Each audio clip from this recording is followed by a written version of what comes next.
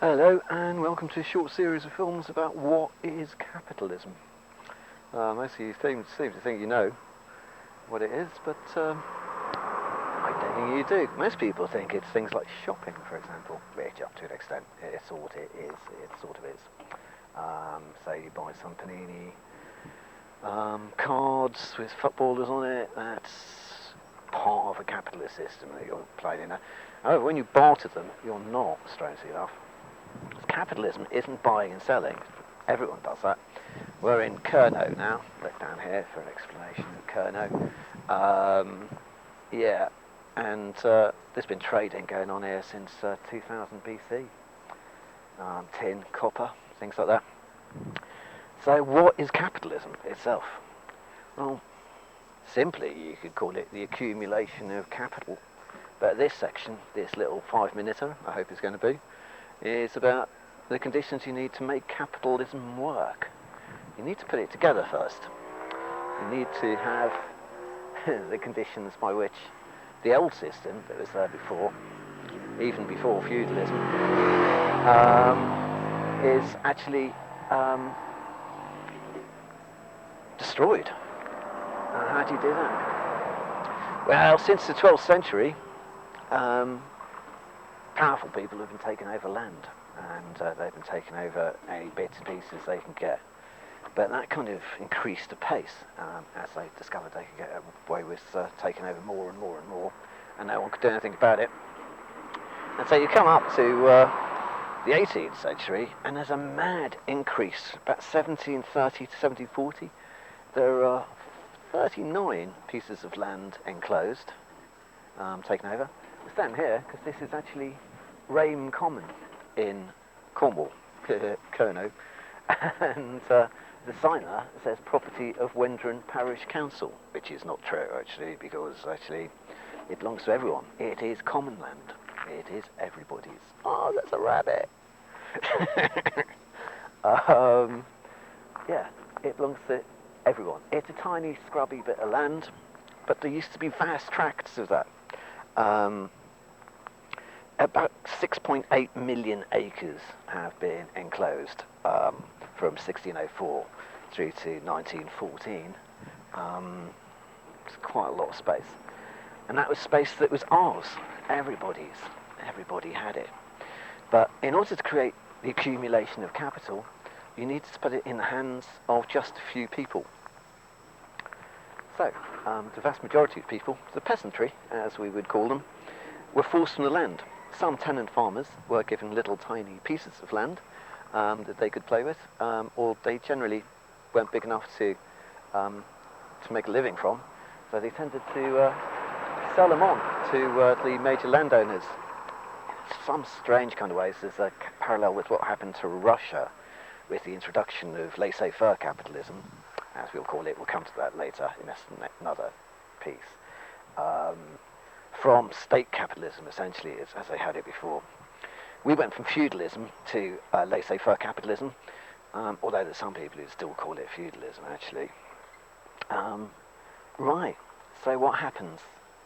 We introduce some regulations in order to give the land to other people, to a small group of people. Hello. And we take it away from the vast majority of people. It's nice because you enjoy the common. Yeah, I just doing a little thing to camera about commons. How are you? Enjoy. So, the commons are given to a very small group of people. As I say, 6.8 million acres in the period I was talking about before, from 1604 to 1914. And that means that peasant farmers can't afford to live on the land anymore. So by the it's happening earlier than this. By the beginning of the 19th century, the 1800s, we have a vast underclass who can't afford to survive. They were using the open field system before that, which was taken over into private ownership. That was a system in which everyone pulled together. The land was held in common ownership, and people would pull together and actually bring the harvest in as a community and things like that. On top of that was common pasture, such as this. And you could put your goat on here. I think if you put a goat on here, actually, it probably spit at you. It's all that's left of it, this bit of common. Yeah. So you could hunt on it as well. So you could scrape a living if you were a cottager, or if you were a tenant farmer, or if you were a regular peasant. You could actually live. You could make some kind of living by scraping by. But after the sale of all of the property, and after all of your land, any land you could use had gone, there's only one thing that you could do. Now is to sell yourself, essentially. Sell your labour, sell your life to somebody else.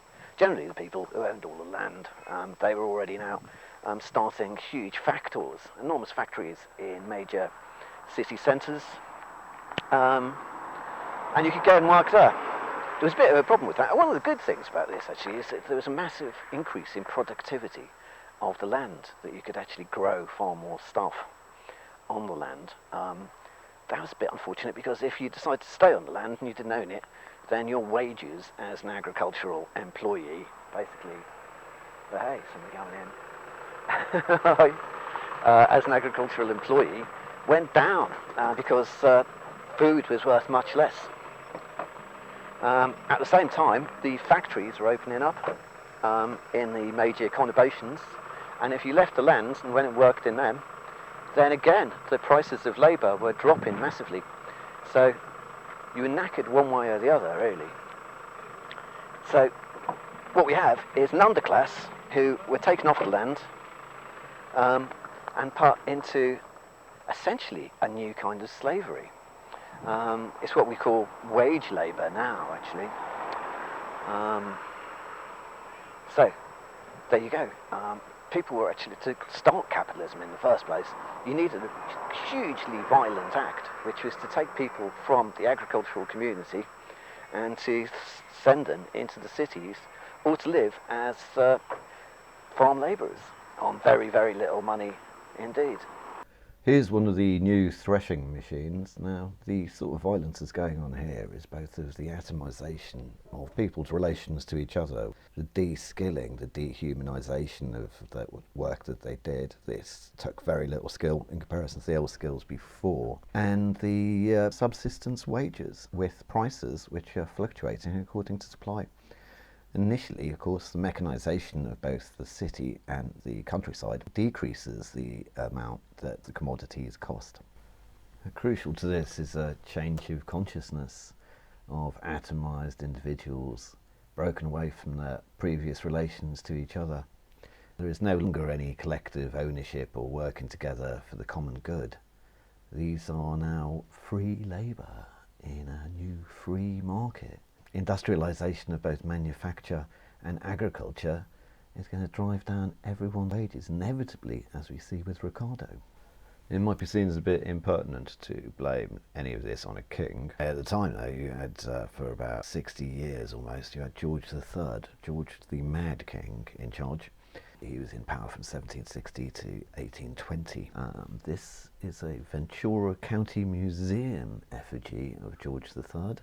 Looking unheimlichly like a very young Boris Johnson, the London mayor at the minute. It's also related to the king and is a cousin of our Prime Minister. It's kind of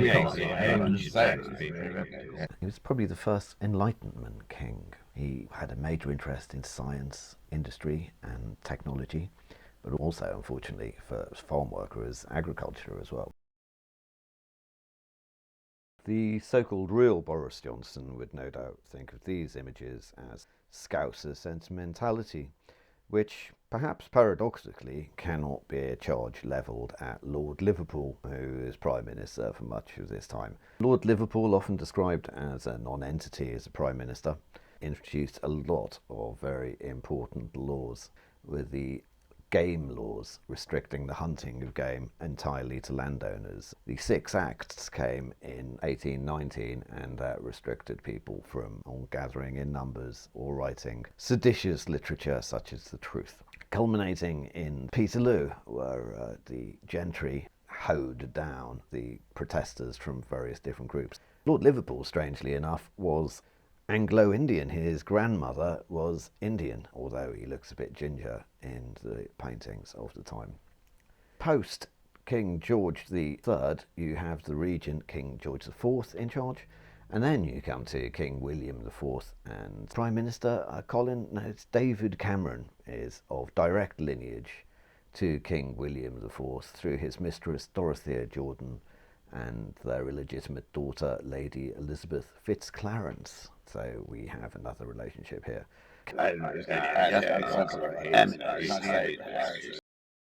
King William IV was the last king, so far as we know, to directly appoint a prime minister, although it's rumoured that David Cameron got his job after a phone call from the House of Windsor, from the firm.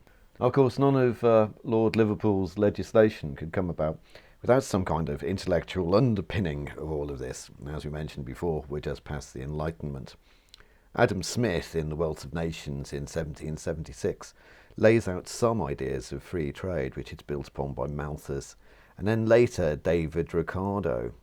Ricardo writes about the subsistence theory of wages and is built upon very extensively by Karl Marx, but we'll come back to theories opposing capitalism in a later video. Ricardo comes up with a whole series of ideas about what is the right way for free trade to operate.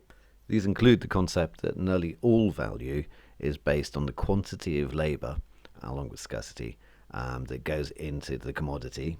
Ideas about capitalism being the accumulation of capital, being the point of capital, and the subsistence theory of wages, that wages will always hit subsistence level, that there is in fact a natural level of wages, as though this was a biological system that had been inherited for hundreds of thousands of years, a kind of genic system. But the genic's out of the bottle, especially when people are starving to death, so maybe we can go back to Kernow. So let's go to a place in Penryn where there was the result of this that you can see. It's going to be fun doing this. Hey.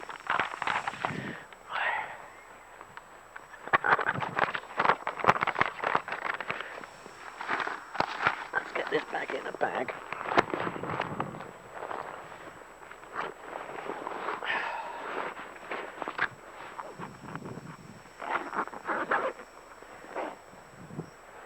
Turn the microphone off, I think.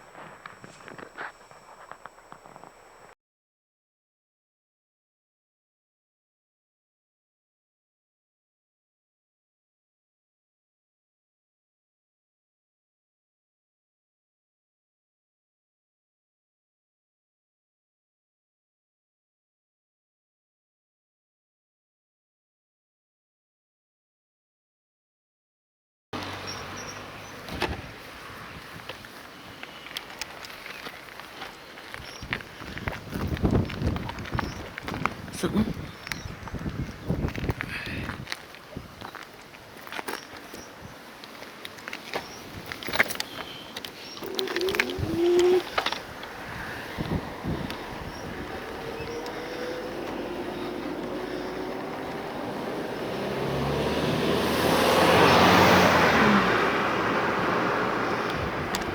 It's 11 minutes already, bloody hell.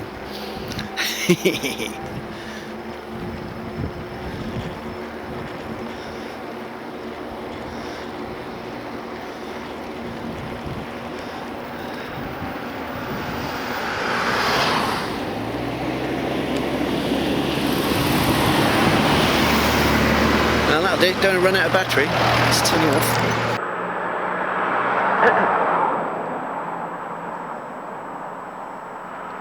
So what you've got essentially is people starving all over the United Kingdom, which is outside the 7 Stars in Penryn now. In the north, thousands of people. There were more troops fighting the English in the north of England than there were fighting Napoleon in the Peninsular Wars at the beginning of the 19th century. Down here, about 1830, there was a bread riot of sorts. There was loads of trouble in 1830 and 1847. In local papers reported in Helston, Redruth, and here in Penryn. What's happening is the market town Penryn, a nice clock tower in the middle of it, built from the ruins of Glasney College, which was the last thing the ruling class had despoiled and stolen all the lands from. So they needed some more land now, but the key element now was just to charge whatever they liked for their produce and pay whatever they liked as well. So it wasn't being sold at the old rate. And what happened in this road is a bloke was coming down it with a cart full of hay or wheat or whatever it was. Oh, sure, maybe look that up. And they hit him over the head with a rock and a sock, something of that ilk.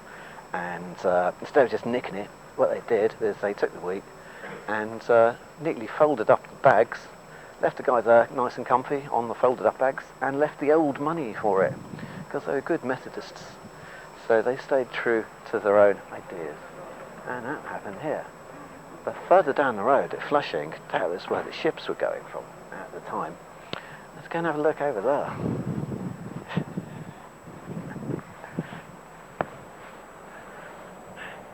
Hey. We're heading around to the Seven Stars.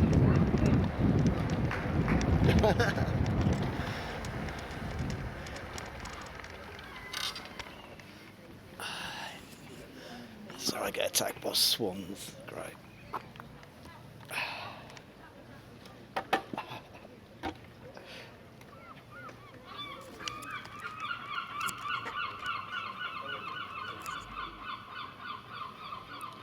Right, stop.